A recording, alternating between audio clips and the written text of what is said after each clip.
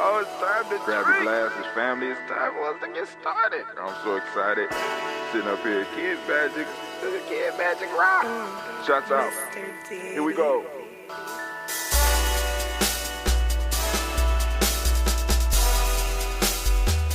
Drink your water. Family, let's jump right into it, man. It's so good to be standing here with you on the day of Imani. I want to salute all those born on the day of Imani. Family, let me say this to you. Right? Y'all already know that I come to you and I make sure that I get these in so that I could keep up with the times and stuff like that, so I can on some days sleep late or whatever, right? But I had the pleasure, the joy to be able to walk through the city with my daughter and my young son last night, and it was magnificent. If you check the story, well, actually, by the time you hear this and you check the story, it's going to be gone. I put up the pictures for 24 hours, and man, it was a marvelous time. Now, the focus of the photos that I was taking was the idea of my daughters growing up and moving out of my life more into their life. So I was kind of taking pictures back in a way and catching them interacting, but trying to convey through my picture the aspect of them growing up and moving further away from me.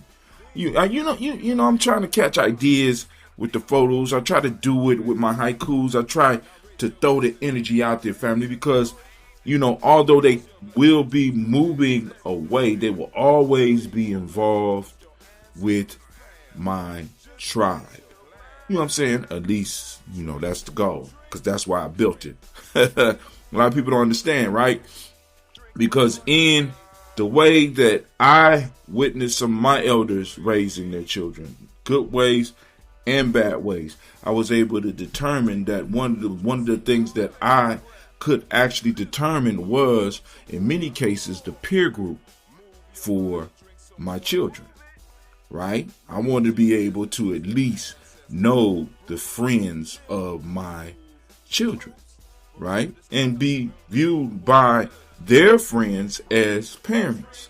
So I have been pretty good with that, you know what I'm saying? Or at least setting up the environment where they could develop friendships with people that were up under the influence of the culture in some form or fashion, right? I've been pretty successful with that, and I actually been able to do that prior to this group. Now, it wasn't totally successful because a lot of those young people, a lot of my older children I got when he was older, so it's kind of hard to set patterns when patterns are already set, because what a lot of people don't understand is those steps or rites of passage are there so that the community or the society can shape and form the young people. Because what happens is that the young people, there are certain periods and certain points where they learn certain things, and once it's set, it takes something very drastic to unset it, right? So we have to be very careful in some of the things and some of the experiences that we give some of our young people. Even as I get older, I am catching myself trying to undo some of the shit that was done to me. Not that I came up in a bad way, because my parents did for me, or my parent and my family did for me what they knew how to do. Coming up out of the times that they came out of, right? So we can't look back in the past and be like, oh, they shoulda. They did what they knew how to do. And what we have to do is stand up and learn to love ourselves, and love ourselves enough so that we could go on and make sure that the next generation that is flowing from us is able to do better. Right? And that better isn't always financial, because that's what we get caught up in, family. Right? Because one of the major struggles that I have right now that I'm learning to deal with is this whole financial shit. right? Because like I said, I've been able to live a certain lifestyle for maybe the last 4 years, and it's like it's coming to a halt. Not a stop. It's just slowed down a little bit because I have to rearrange some shit. You know what I'm saying? I gotta take some money from this account, put it in that account, and y'all know how it go, right? But it slows down for a little bit. And I gotta slow down some of the shit that I do. But that's cool, right? But I am still able to make sure that my children are able to get what they need as far as other things. Because once again, we only look at wealth in the way that they teach us to look at wealth. We're talking about trillionaires and billionaires as far as money. But many of us are not even using the true capital that many of us have. We're not looking at that aspect of the capital, the aspect of the relationships and all that. In fact, we have a proverb coming up on Umoja that speaks to this. It kind of blew my mind that it popped up, but we've been talking about this aspect for a very long time here at Gye-Nyame Journey. And a lot of people are coming to the aspect. And another reality that is starting to hit a lot of people in my generation, even the ones that's balling, it's the fact that many of us are not going to be able to retire in America if we keep allowing America to move in the direction that it's moving. So the only thing I could suggest is that we start bringing up our young people to love us. We start bringing up our young people to cherish the moments with us and let them know that if they do not protect the future, we may not be here. Because let me tell you how crazy shit can get, right? I want y'all to think about an America that comes up to a point that says that people over a certain age need to be eliminated. Now, I know some of y'all like, oh, that'll never happen. But I'm trying to tell you, some of these people that are in positions of power are crazy. Literally crazy. And I want you to think about that. Because they're looking at the bottom line. So when they look at the bottom line, their bottom line is the wealth of the country when it comes to capital. And they can look at the amount of money that they're going to have to pay out to these generations that are aging and is paying into supposedly the Social Security. And they say, if we eliminate them, come on now, it's not too far. It's not too far off the path that we're moving right now for us to really understand. Especially when they got most of y'all believing that they run the economy of America like you run your economy at home. Nah, that shit it don't work like that. But anyway, this white brother Hatim needs a script. Animator pulled out the pistol on me. I'm sorry, I got my hands up asking for grace, right? I want to say welcome to each and every last one of you. I want to say great Imani family, great Imani. We are standing on the day of Imani, and we give a round of applause to all of you who are listening on Imani, and we give a special salute to all those Imani born. So I want to make sure that you know that you are standing in the congregation of Imani, the home of the stubborn minority, the place of your calling. This is Gye-Nyame Journey Media. I'm your host, Brother Hatim. Of course, you know this is a Heart of Simba production. We strive to blow up your old paradigm. Let me share some of the haikus that I was working on. Creativity, which is a 5-syllable word, flows through my veins, touching all, resurrecting dead. Creativity is the principle to use for true alchemy. And then we got caught in depression. Creativity frees me so I can see real. All right. So now, let's get to the official haiku for the day. Was that man haikuing? That man is haikuing. Let me go on. I'm going to pose for you. So yeah, take that. Yeah, that's right. I'm posing so you can take the pictures of what a haiku in actual living and breathing form looks like. Go ahead and take another pic. There it go, right there. All right, so here's the official haiku for this podcast right now, for this show today, Imani shields us with faith as our holy sword. The storm finds no door. So a storm is central to the theme. All right, here we go. So I want to say peace to the tribe. We find ourselves standing at the crossroads of the year of Ujima and the cycle of Ujima. Ooh. Rooted in the week of Umoja. We're coming to, this is the last day of the week of Umoja, but today the sun rises on the final building block of our pyramid. Those that know what I'm talking about, right? Player's pyramid is Imani. Actually, it's the first building block. But anyway, the ancestral algorithm of this day reminds us, I trust the process even when the program seems to lag. And I want y'all to keep this in mind. When we look at the ancestral algorithm for Imani, its focus is overcoming doubt and a program of fear. So the ancestral algorithm for the day, say it with me. Well, listen, write it down. I trust the process even when the program seems to lag. I trust the process even when the program seems to lag.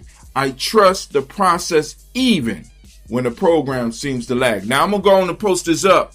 I'm going to try to remember to post this up over in the chat in the Telegram. But, you know, y'all got to come and y'all got to remind me because that thing will ding me. Y'all need to be like, Hatim, what the proverb of the day? Hatim, where is the ancestral algorithm for the day? Y'all need to remind me so I can post it up because not only do I have the ancestral algorithm, I have a song for it, right? We're creating stuff for that algorithm. But anyway, let's keep it moving. I trust the process even when the program seems to lag. There's a distinct tension in that, isn't there? We live in an age of instant. We want the harvest before we even finish sagging the soil, before we even finish preparing the soil. But the proverb of the day holds a harder truth. A heavy rainstorm does not collapse a house unless the roof was already leaking. In our journey as a people, we have weathered storms that would have leveled entire civilizations. Yes, we have. Give me a shade if you give me a shade, a thunderclap. Type in a thunderclap. Throw up an emoji of a lightning strike on that one, right? We have survived shit that would have leveled entire civilizations. We have been the lost symbols, raised in herds of sheep, told that our claws were deformities and our roars were symptoms of madness. When the rain comes, and it always comes, it doesn't create the weakness in our structure, it simply exposes it. Family, many of us have been raised as sheep. We really are symbols. Many of us have been raised as chickens when we're really hawks. I want y'all to think about that. Now, this can be illustrated in the story Lost Little Symbols that you'll find all throughout Gye-Nyame lore. Lost Little Symbols is a major story in the Gye-Nyame Journey story, as well as is used in the symbol crossover sometime. But I wrote it actually for symbols, but we use it strongly in Gye-Nyame. Imani is the substance that seals the roof. It is the red thread that ties the ancestors to the unborn. But for the Gye-Nyame men and women out there, Imani is not a passive hope. It is an active, focused weapon. We have been taught to use faith as a crutch, something to lean on only when our legs give out. But the steward tells you today, which is me, I tell you today, faith is your foundation stone. If the base is cracked, the most beautiful capstone of Umoja will eventually slide into the mud. So y'all need to start scraping off the buildup to truly walk in the money. We must engage in via negativa, the path of subtraction. We must scrape off the emergency prayer mindset. Many of us only talk to the Creator and our ancestors when we are in the bottom of the ninth. We talk about this all the time. We got 2 outs and we got 2 strikes and this ball is coming and we're praying. We need this. No. We need to go on and change that mindset. That isn't faith. That's a gamble.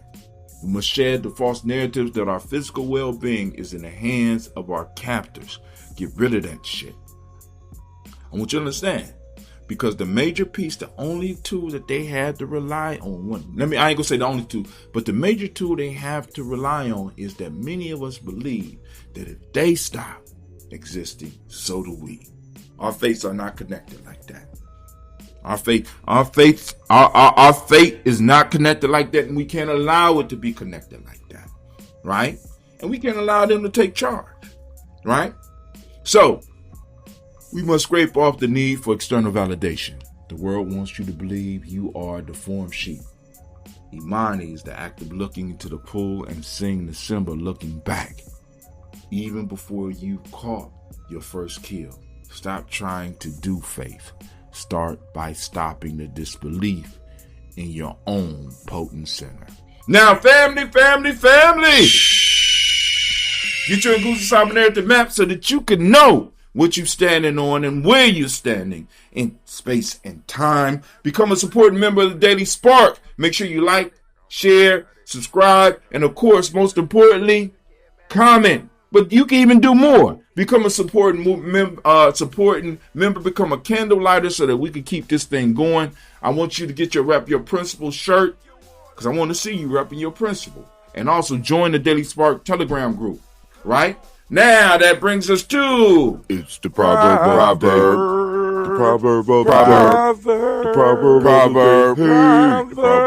right, the proverb of the day. For this reading, we journey to the dynamic, deeply philosophical culture of southwestern Nigeria. Drawing from the wisdom of the Yoruba people in the tropical region, they experienced sudden, violent, rainy seasons. The architects of the culture understood the true mechanics of destruction. They offer us a flawless diagnostic tool for a crisis.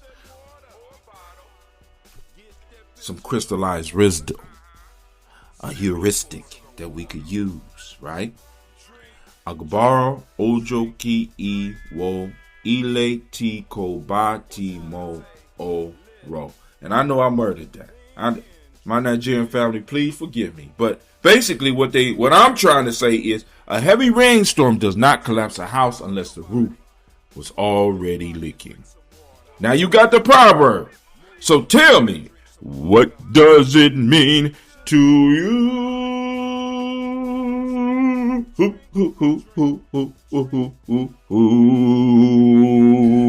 You are now listening. That's right. Gye-Nyame Journey Radio. This is a Heart of a Symbol production.